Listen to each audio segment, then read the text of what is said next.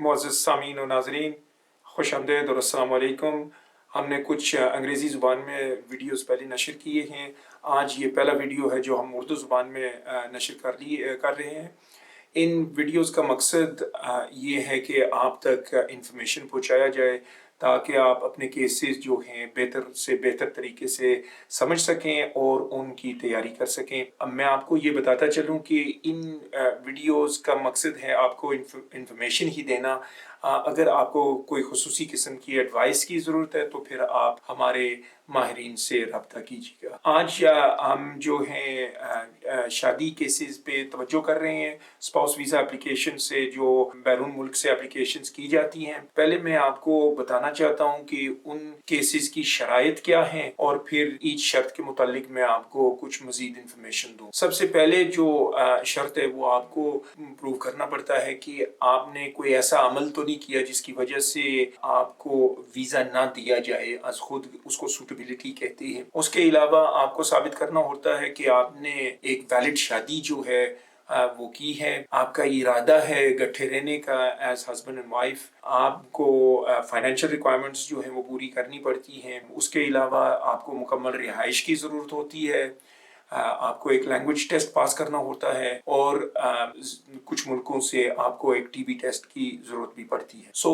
जो suitability requirements हैं इसमें क्या क्या आता है, आपको साबित करना पड़ता है कि आपने कोई गलत बयानी नहीं की एप्लीकेशन में, आपने और कोई किसी किस्म का ऐसा अमल नहीं किया जिसकी वजह से आपको वीज़ा देना वो गवारा ना समझे। और उसमें इश्यूज आ जाते हैं क्रिमिनल ऑफेंडिंग के, कोई पुरानी कोई डिसेप्शन के इश्यूज हों, आपने होम ऑफिस के कोई पैसे देने हों, पहले से कोई केस किया हो जिसमें आपके खिलाफ एक कॉस्ट ऑर्डर हुआ हो, या आपने एनएचएस को इस्तेमाल किया हो और कोई बिल आउटस्टैंडिंग हो। ये जो आम इश्यूज सूटेबिलिटी में आते हैं ये हैं। अगर इस तरह का कोई इशू है तो देन आपको ज़रूर तफसीली एडवाइस अपने केस के लिए लेनी चाहिए। दूसरी जो शर्त है वो ये है कि आपने साबित करना है कि आपने एक वैलिड मैरिज की है, तो वो मैरिज यूके के कानून में जो है एक्सेप्टेबल होनी चाहिए और रिकग्नाइज्ड होनी चाहिए। बाय वे ऑफ एग्जांपल आपको बताऊं कि एक निकाह जो यूके में की जाती है वो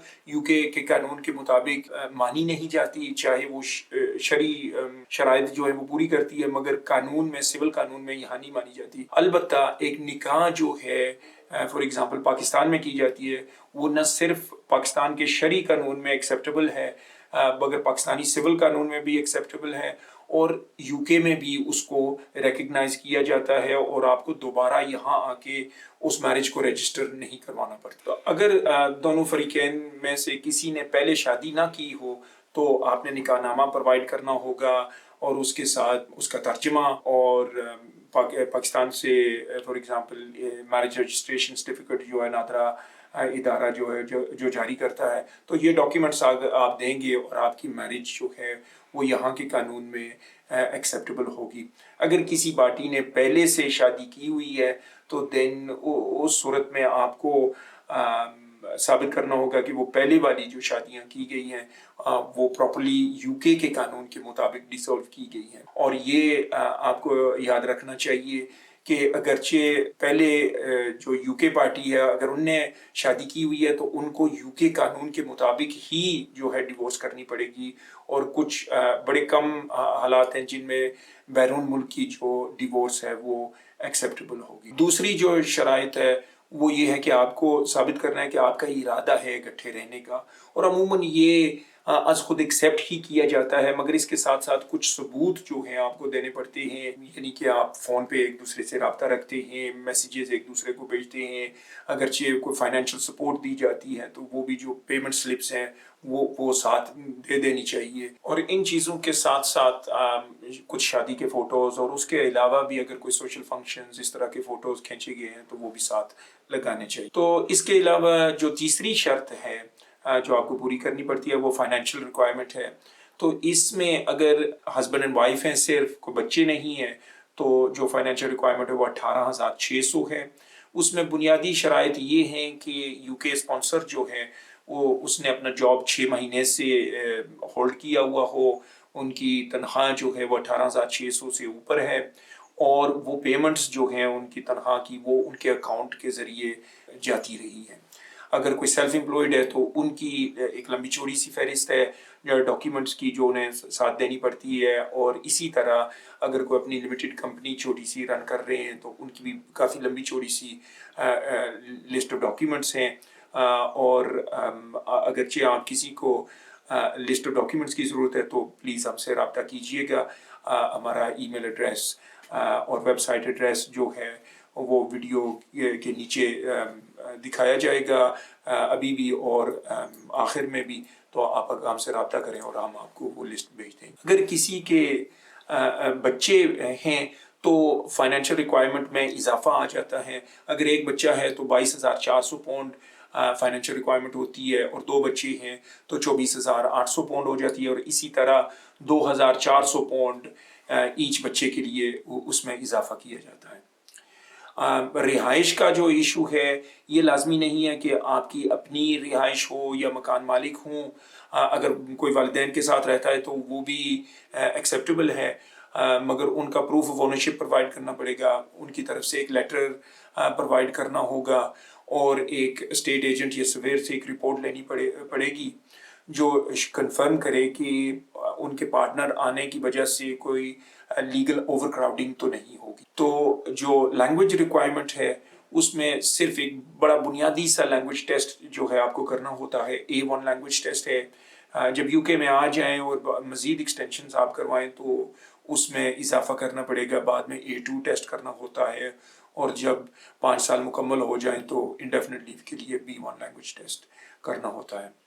تو فائنلی یہ جو ریکوائرمنٹ ہے وہ ایک ٹی بی ٹیسٹ، اگر آپ پاکستان، انڈیا، بنگلہ دیش سے اپلیکیشن دے رہے ہیں تو وہاں کے لیے جو ہے لینگویج ٹی بی ٹیسٹ جو ہے وہ لازمی ہے۔ آپ کو یہ بھی بتاتا چلوں کہ اگر کسی نے شادی نہیں کی اور وہ UK میں آ کے یہاں شادی کرنا چاہتے ہیں تو یہ ممکن ہے کہ فیونسے ویزا اپلیکیشن جو ہے وہ کی جائے۔ اس کی شرائط جو ہیں بقایا ایگزیکٹلی دا سیم ہی ہیں، مگر شادی کے بجائے آپ کو شو کرنا پڑتا ہے کہ آپ کا ارادہ ہے UK میں آ کے شادی کرنے کا ودن 6 ماہ کے، اور اس کے بعد آپ کا ارادہ ہے اکٹھے رہنے کا۔ اور یہ بھی ذہن میں رکھیں کہ فیونسے ویزز کے لیے لازمی شرط جو ہے وہ یہ ہے کہ آپ نے شو کرنا ہے کہ آپ ایک دوسرے سے پہلے سے ملے ہیں۔ اگر آپ یہ ثابت نہ کر سکیں تو یہ اس میں دشواری ہوگی اور اپلیکیشن ریفیوز ہوگی۔ چاہے آپ پہلے ملک میں گئے ہیں، اوورسیز گئے ہیں، اپنے مگیتر سے ملے ہیں، مگر اگر فوٹوز یا اس طرح کی چیز نہ ہو ٹو شو کہ آپ اگر تھے ایک دوسرے سے واقعی ملے ہیں تو اس میں مشکلات پیش آئیں گی۔ آپ کو یہ بھی بتاتے چلیں کہ اگر جب آپ UK میں آ جاتے ہیں تو یہاں سے ایکسٹینشنز اپلائی کرنی پڑتی ہیں، تو اگین ان کی شرائط جو ہیں وہ ایگزیکٹلی دا سیم ہی ہیں، مگر ان میں جو تھوڑا سا فرق آتا ہے وہ یہ ہے کہ لینگویج ٹیسٹ کے لیے آپ کو A1 کے بجائے پھر A2 ٹیسٹ کرنا ہوتا ہے ایکسٹینشن کے لیے، اینڈ ٹی بی ٹیسٹ کی کوئی ضرورت نہیں ہوتی۔ اگر آپ فائنینشیل ریکوائرمنٹ پوری نہیں کر سکتے اور آپ کے بچے ہیں تو اس صورت میں ممکن ہے آپ کو ایکسٹینشن مل جائے گی، مگر وہ 10 ایئر روٹ پہ پھر ملتی ہے، اور 10 سال بعد آپ انڈیفینٹ لیو کے مستحق ہوں گے، بجائے اس کے کہ 5 سال بعد آپ کی انڈیفینٹ لیو ہو جائے گی۔ اور اندرون UK میں اگر آپ فائنینشیل ریکوائرمنٹ نہیں پوری کر سکتے، آپ کے بچے بھی نہیں ہیں، تو پھر بھی ممکن ہے کہ آپ کو ایکسٹینشن مل سکے، مگر اس کے لیے آپ کو ذرا تفصیلی لیگل ایڈوائس کی ضرورت ہوگی۔ اس میں آپ کو شو کرنا پڑتا ہے کہ کوئی انسمارٹبل آبسٹیکلز ہیں، ایسی کوئی دشواری ہے جس کی وجہ سے آپ اپنے ملک میں جا کے اکٹھے نہیں رہ سکتے۔ یہ بھی آپ کو بتاتے چلیں کہ کرونا وائرس کی وجہ سے کچھ مزید گنجائشیں بھی ہیں فائنینشیل ریکوائرمنٹ کے لیے، تو اگین آپ کو اس کے لیے تفصیلی ایڈوائس جو ہے لینی چاہیے۔ اگر آپ کو کسی قسم کی لسٹ کی ضرورت ہے تو پلیز ہمارے دفتر سے رابطہ کیجیے گا اور ہم آپ کو وہ فہرست بھیج دیں گے۔